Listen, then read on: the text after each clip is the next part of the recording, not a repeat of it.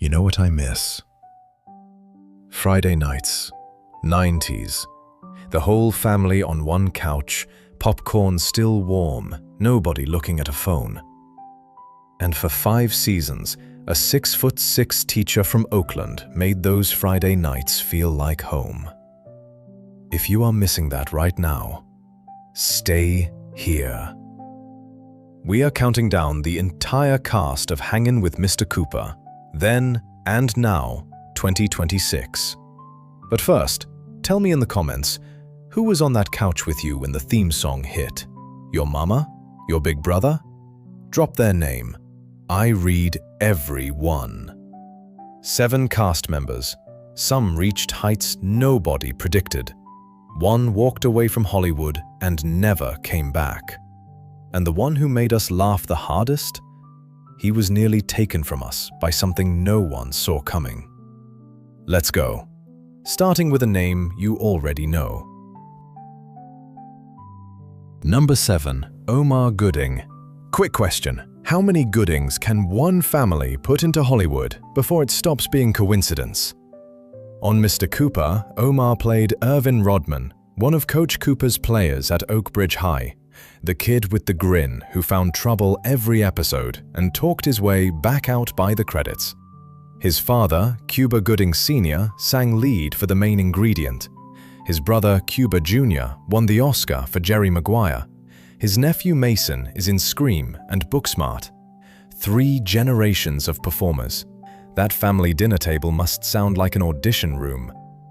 Before Mr. Cooper, Omar was already on TV, hosting Wild and Crazy Kids on Nickelodeon at 13. After the show wrapped, he landed the role that turned heads, Sweet Pea, in John Singleton's Baby Boy, 2001. That performance shut up everyone who thought he was just the little Gooding. Today, Omar is 49, married, father of 2 boys, still acting, still producing. The little brother built his own house. Next, a woman who co-wrote one of the most beloved theme songs on 90s TV, and 30 years later, she ended up on a starship. Number 6. Dawnn Lewis. Here is something I need you to sit with. In 2020, Dawnn Lewis, the same woman who played Robin Dumars on our little Friday night sitcom, she was cast as the captain of a starship, Captain Carol Freeman on Star Trek Lower Decks. 5 seasons, 2020 to 2024. From an Oakland living room to the bridge of the USS Cerritos. She are rewind. Before Mr. Cooper, Dawnn was already a legend. She played Jaleesa Vinson on A Different World for 5 years, and she didn't just star in it, she co-wrote the theme song with Stu Gardner. Every time you hummed that melody, her fingerprints were on it. She joined Mr. Cooper for season 1 as Mark's best friend Robin. After that season, she moved on. Oh, and she holds a black belt in karate. Graduated from the school that inspired the movie Fame at 16. Dawnn Lewis is 64 now. She has never slowed down. She just keeps shape-shifting. From a woman who graduated at 16 to a woman who got pulled out of the most elite performing arts school in the world because a soap opera couldn't wait. Number 5. Saundra Quarterman. What would you do if Juilliard, the Juilliard, called and said, "We have a spot for you"? You go, right? Now what if, 2 weeks before graduation, ABC calls and says, "We need you on national television, tomorrow"? That was Saundra Quarterman's life. Born in Savannah, Georgia, won a scholarship to Juilliard, and right before finishing, she was offered the role of Dr. Angie Hubbard on All My Children, replacing Daytime Emmy winner Debbie Morgan. On Mr. Cooper, she played Geneva Lee, Mark's cousin from Georgia who moved into his house from season 2 through season 5. Geneva was the one who'd give Mark that look. You know the look. The one that said, "I love you, but you are absolutely wrong right now." Every family has a Geneva. She also appeared in The Pelican Brief alongside Denzel and Julia Roberts in '93. Today, Saundra is 57. quiet career, no drama, just work done well. Next, a kid from the neighborhood, no acting school, no famous family. And after the show ended, he did something almost none of them did. He walked away. Number 4. Marquise Wilson. He was the kid next door that a whole generation grew up watching, and then one day, gone. Marquise Wilson played Tyler Foster. Remember Tyler? The kid who'd just show up in Mark's kitchen, grab food out of the fridge like he paid rent? Started as a running joke, the neighbor kid who wouldn't leave, and by season 5, he was the little brother Mark never had. Recurring in season 1, main cast from 2 through 5. Outside the show, he played young Wesley Snipes in Sugar Hill and guest starred on NYPD Blue and Touched by an Angel. His last credit was a small part in a 2004 film called Slammed. After that, nothing. No press tour, no comeback announcement. He just chose a different life. And I am not going to lie to you. I respect that more than almost anything else on this list. Hollywood eats child actors alive. Marquise walked out the door on his own terms. That takes a kind of strength that doesn't show up on a resume. From a child star who chose silence, to a child star who chose everything. She started on The Cosby Show at 3, recorded an album at 7, and by the time she got to Mr. Cooper, she was already more famous than most adults will ever be. Number 3. Raven-Symone. 7 years old on the Mr. Cooper set, 40 today. More lives than most people, twice her age. Raven-Symone played Nicole Lee, Geneva's daughter, seasons 2 through 5. Nicole was the kid who'd say something so grown up in the middle of a scene that the entire studio audience would lose it. You could see the other actors trying not to break. Before Oakland, she was already Olivia Kendall on The Cosby Show. She was 3 years old. Cosby had seen her audition for Ghost Dad, thought she was too young, and created a role for her on his show instead.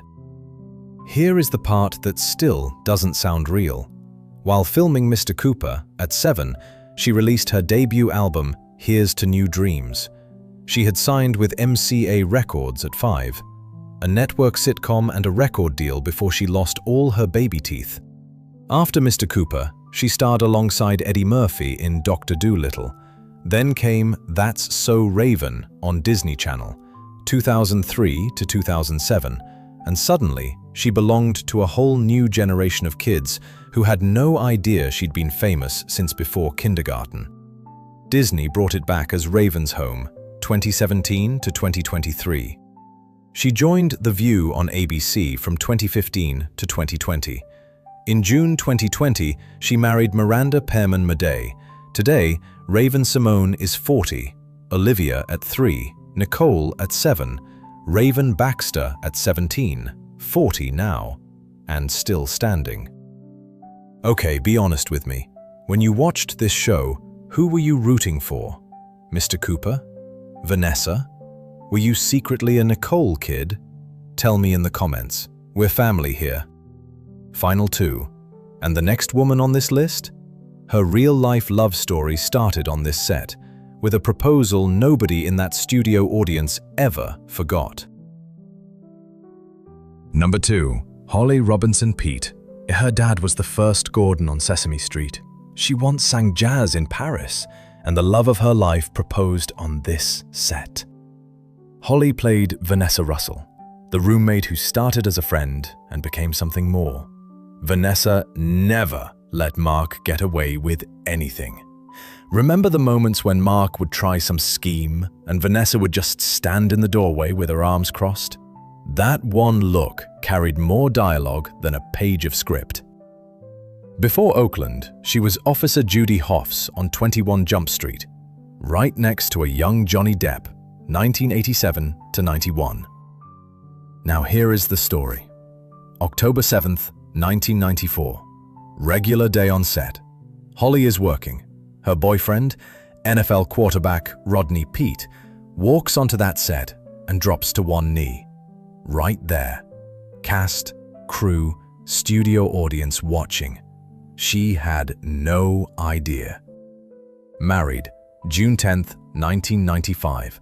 still together today, over 30 years, 4 kids. Her father, Matt Robinson, played the original Gordon on Sesame Street from 69 to 71. And here is the part that'll make you smile. Little Holly actually tried to get on Sesame Street with her dad, kept flubbing her lines, never made it on. The girl who couldn't get on Sesame Street became one of the most beloved women on television, after Mr. Cooper.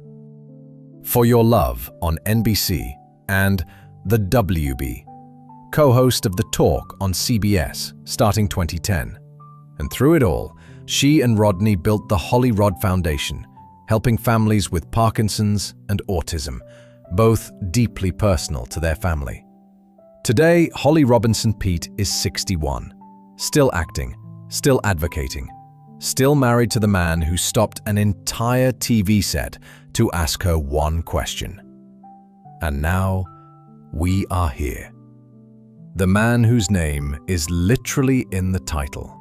6'6", youngest of 9 children, the one who made us laugh harder than anyone on Friday nights, and the one who was nearly taken from us. Number 1. Mark Curry. He went from managing a drugstore in Oakland to making a nation laugh. But the hardest thing he ever faced had nothing to do with comedy. Marcus G. Curry, Mark Cooper. The name on the show was his name. The city was his city. For 101 episodes, he was the teacher we wished we had, the coach who believed in every kid who walked through his door. Remember that episode where he stays late with a struggling student, and you realize halfway through that it's not really a comedy anymore, it's something deeper? That was Mark. He could turn a punchline into a life lesson without you noticing until the credits rolled. Born June 1st, 1961, Oakland, California, youngest of 9 children.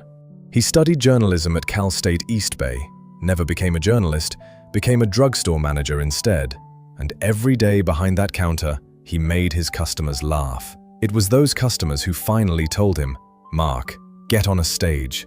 He walked into an Oakland comedy club, never looked back. HBO aired one of his specials. Producer Jeff Franklin saw it. Mark pitched a basketball-loving teacher pulled directly from his own life. And Hangin with Mr. Cooper debuted on ABC, September 22nd, 1992.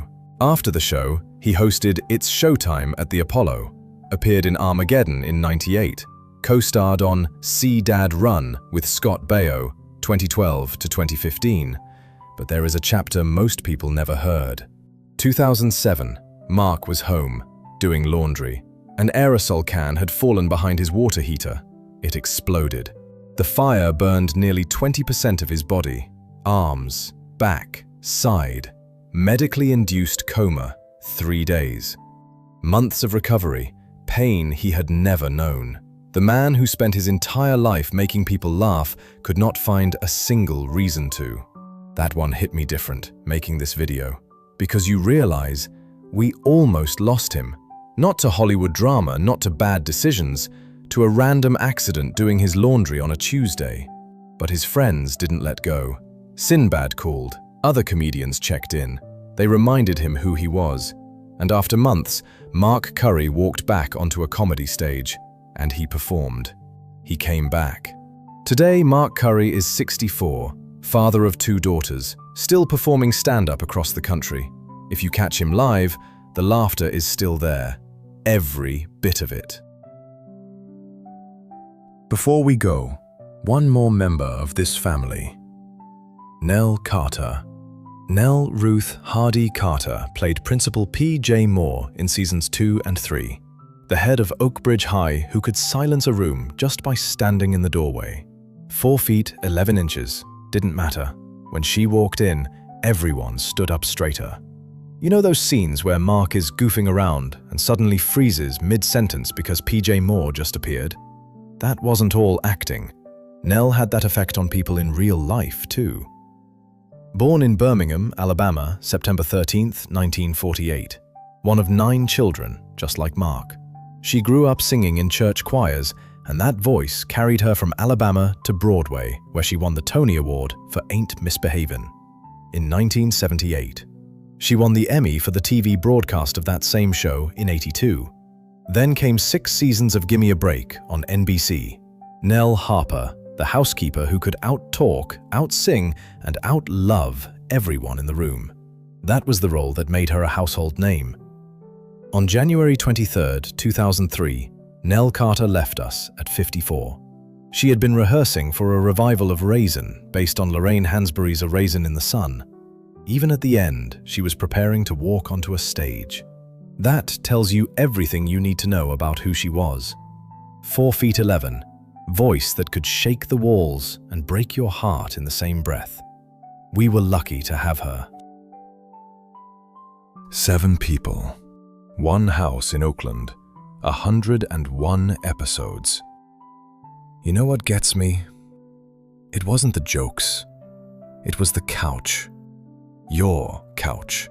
The one with the spring that poked your back if you sat in the wrong spot. The bowl of popcorn that was always gone by the first commercial break. The person next to you who laughed too loud at everything. That person. The one you just thought of. That's who this video is really about. We started this video talking about a time when nobody was staring at a phone. And here you are, watching this on one. But the fact that you stayed, the fact that you made it all the way here, remembering people and names and Friday nights from 30 years ago, that tells me the couch still matters to you, even now. So tell me, if you could go back to one Friday night, just one, who is sitting next to you? Don't overthink it. First name that came to your mind, drop it in the comments. I read every single one. Subscribe, hit the bell. We've got so many more of these coming. Thank you for being here. Thank you for remembering. I'll see you in the next one.